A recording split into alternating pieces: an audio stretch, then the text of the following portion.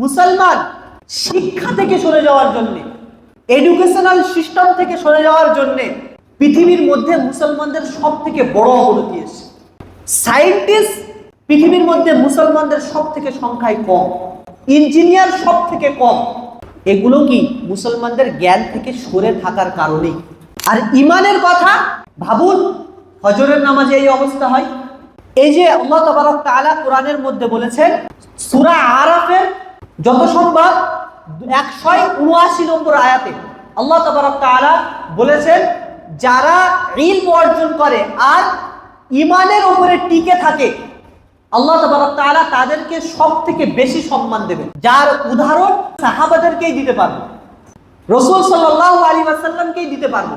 আর যে সমস্ত ব্যক্তিরা ঈমানদার ছিলেন তারা এখনো পর্যন্ত পৃথিবীর বুকে প্রত্যেক মুসলমানের সিনাই শুধু নয়, বরং বেদিনদের সিনায়ও বেদিনদের অন্তরেও বিরাজ করছে।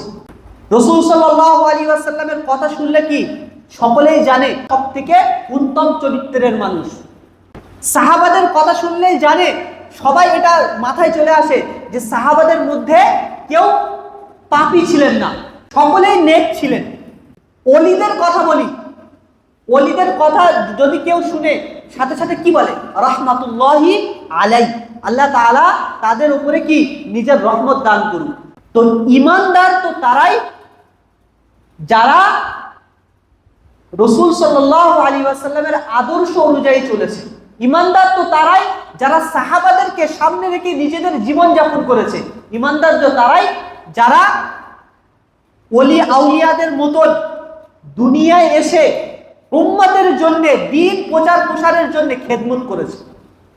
কিন্তু আজ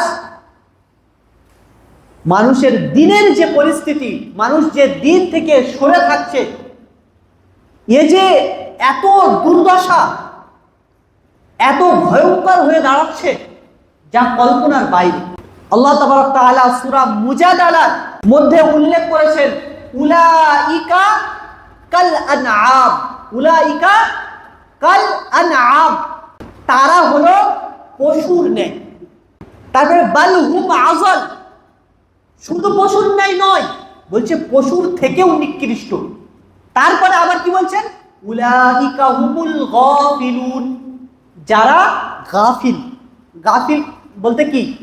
যারা দ্বীনের ব্যাপারে গাফিল, যারা ইসলামের ব্যাপারে গাফিল, যারা আমল করার ব্যাপারে গাফিল, যারা নামাজের ব্যাপারে গাফিল, যারা রাসূল সাল্লাল্লাহু আলাইহি ওয়াসাল্লামের সুন্নাত পালন করাই গাফিল, যারা আল্লাহ তাআলার আদেশ পালন করাই গাফিল। গাফিল মানে কি? অলসতা, অলস তারা। আর আমরা তো অলস নয়, আমরা অলসের থেকেও নিকৃষ্ট। কারণ আমরা নামাজেই আসি না, আমরা আল্লাহ তাআলার কোনো হুকুম পালনই করি না। আরে অলস কাকে বলে?